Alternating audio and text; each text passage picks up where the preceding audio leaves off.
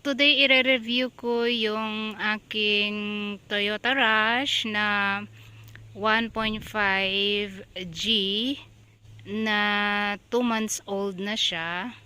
Ito siya. So, yung kanyang harap ay ganito ang itsura. Ang ganda. Yung kanyang headlight ay LED na rin siya. So, sa gabi, maliwanag siya. Dual VVTi na rin siya. Ibig sabihin, mas tipid na siya sa gasolina. And yung kanyang side mirror ay power retract na din siya. So, hindi mo na problema na tutupihin pa yung kanyang side mirror. Smart entry button na rin siya. Pindutin mo lang to. Basta nasa iyo lang yung kanyang susi, ay makakapasok ka na. Ito nga pala yung kanyang susi. Pero pag wala to sa iyo, kahit pindutin mo pa ito ng ilang beses, ay hindi ka makakapasok sa loob. Unlike sa ibang sasakyan, yung kanyang lalagyan ng gasoline ay nasa kanan, yung ibang sasakyan kasi is nasa kaliwa. So kung titingnan mo siya, ang ganda niya, ang forma, lalo na yung kanyang design. Yung kanyang gulong ay 17 inches na rin siya. Yung kanyang ground clearance ay mataas na siya. Perfect siya para sa baha dito sa atin sa Pilipinas. So dahil mataas yung kanyang gulong, ay maganda siya pagka umuulan at bumabaha sa Pilipinas. Yung kanyang tail light pointed siya. Ang ganda ng pagkagawa niya. Ay yung kanyang shark fin sa taas. And yung kanyang roof rail. Ayan, hanggang dun sa harap.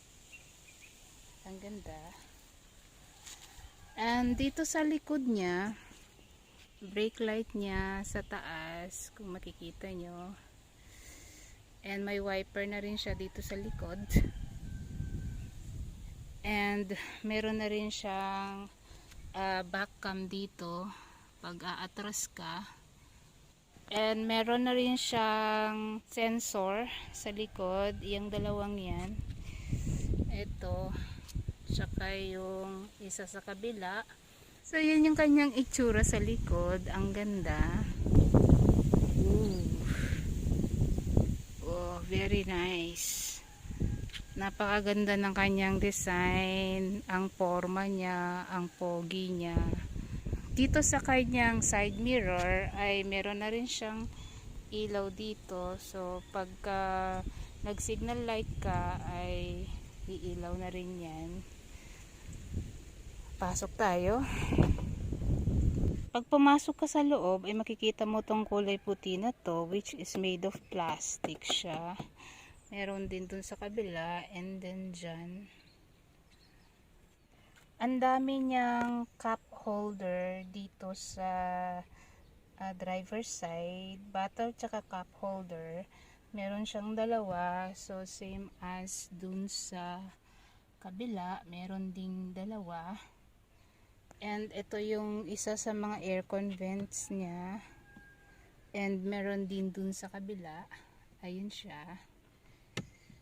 And itong upuan niya, pwede mo siyang i-adjust. Kung gusto mo mas malapit yung paa mo dyan, ay pwede mo siyang i-adjust tong upuan niya. Paabante, paatras, depende kung saan ka komportable. Ito yung kanyang manibela.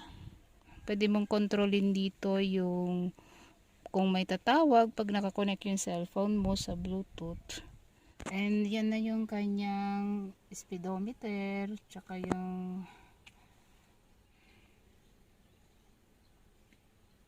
meron ding aircon vents dito. Ito yung infotainment system niya, wherein there are 4 ways for you para makinig ka ng music.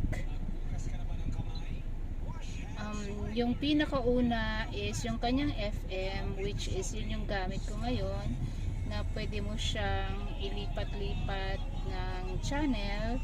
And then the next one is yung kanyang Bluetooth audio na pwede mong i-connect yung cellphone mo and magpatugtog ka sa cellphone mo, so maririnig siya dito. And at the same time, kapag may tumawag sa'yo, hands-free ka na kasi pipindutin mo lang yung, i-connect mo lang yung Bluetooth sa cellphone mo, then pwede na kayong mag-usap. Yun nga lang, syempre yung mga kasama mo sa loob ng sasakyan ay maririnig nila ang pinag-uusapan nyo. And then the next one is yung kanyang USB. Nandito yung USB port niya, and pindutin mo lang yan for you to connect the flash drive na merong lamang kanta kung gusto mong dun ka makikinig ng kanta. And then the next one is yung kanyang CD drive. So kapag inopen mo siya, pwede mong ilagay dyan yung CD mo. So ganyan lang siya. Kung gusto mo siyang tilt down, ganyan. Pag tilt up naman, ganyan lang siya. So madali siyang gamitin. Engine start and stop. And dito sa kaliwa niya, dyan mo rin kokontrolin yung mga ilaw niya. And dito naman sa kanan niya, nandyan yung control ng windshield sa harap at sa likod. Dito naman, yan yung sa aircon niya. Open mo siya, then pwede mo siyang i-off. Maganda ang aircon nitong si Toyota Rush kasi malamig siya. Yung totoo. Meron din siyang dalawang speaker sa harap. Maliliit nga lang siya. Yan. And then meron din dun sa kabila. Pero dito sa pintuan niya, meron din.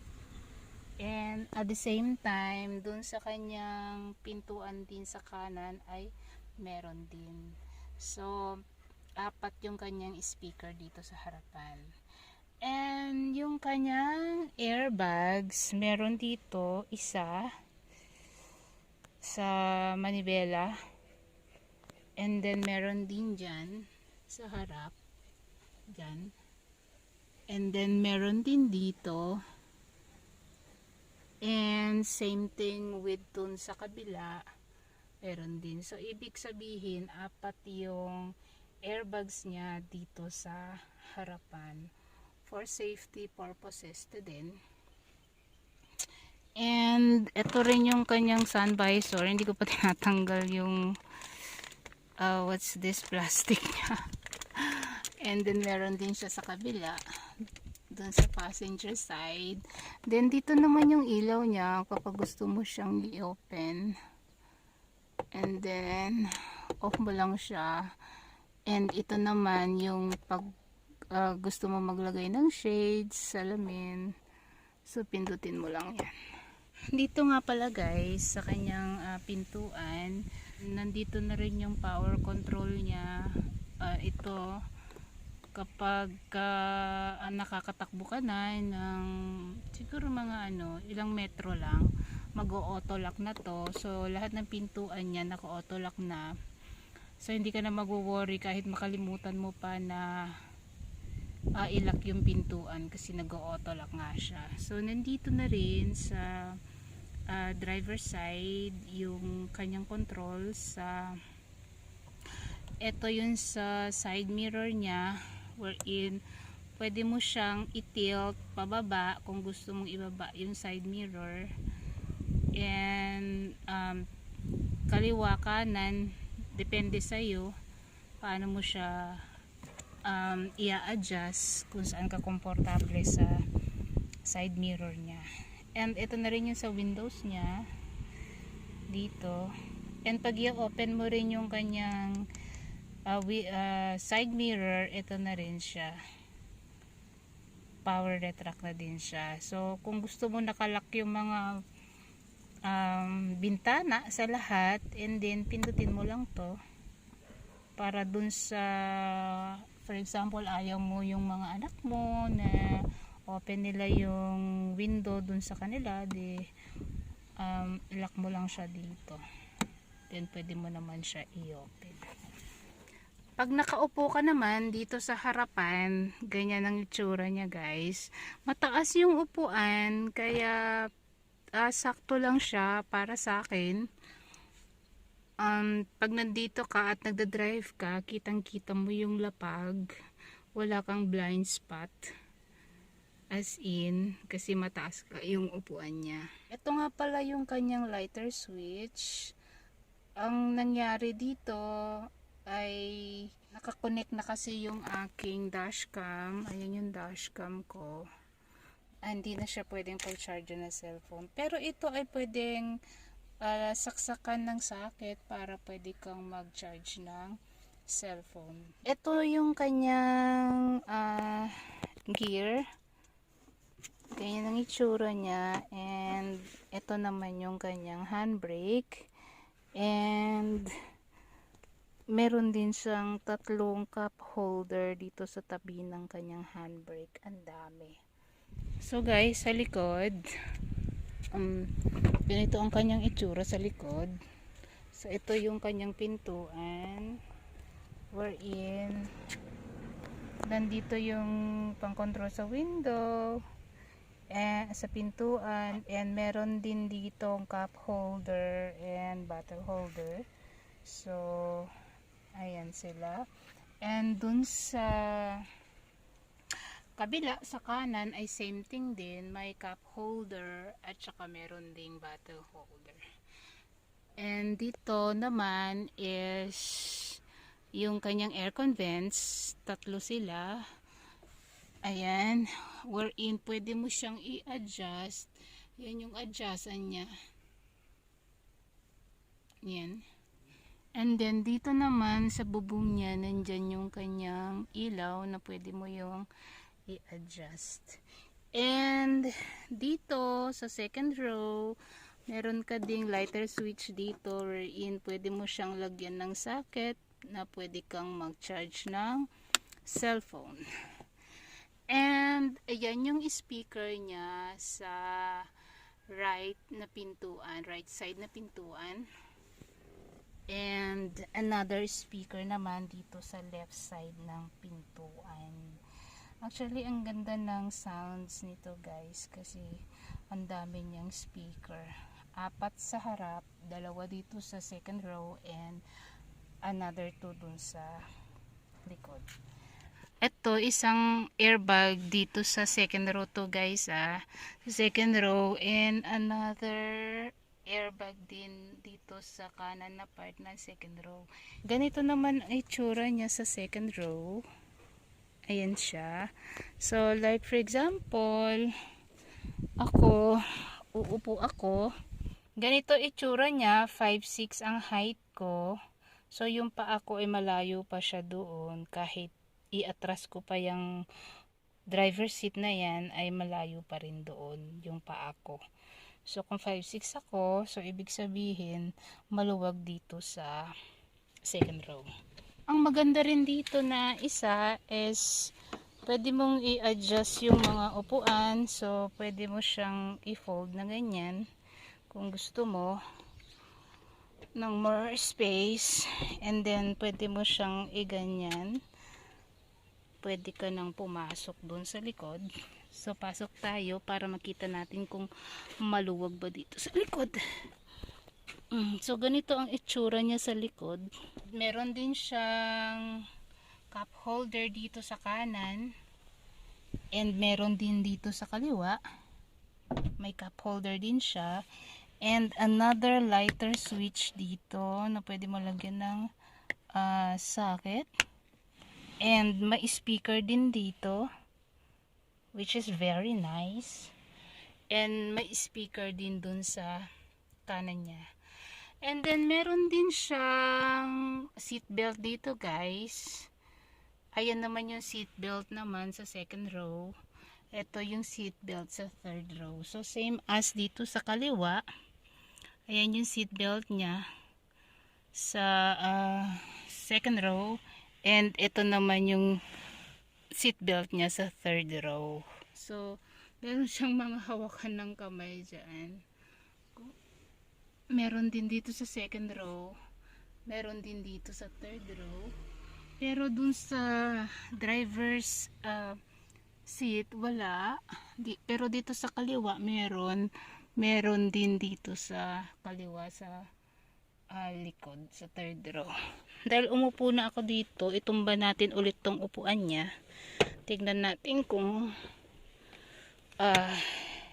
kakasya ba ako. So ayan, tinumba ko na yung upuan, guys. Ganyan ang itsura na, ganyan yung difference.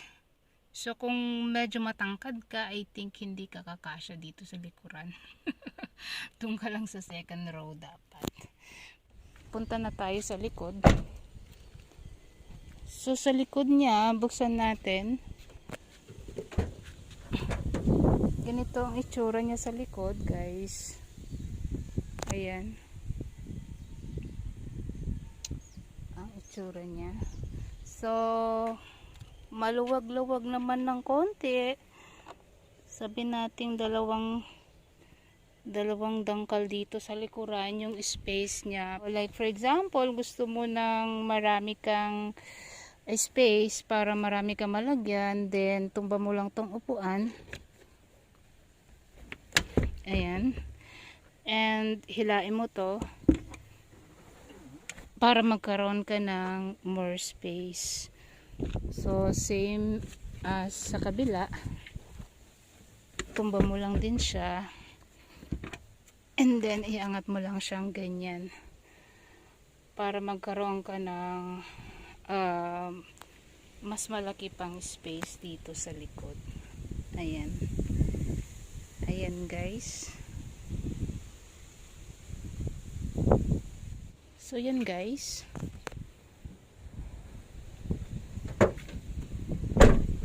So once again, ayan siya, si Toyota Rush. Ayan, guys.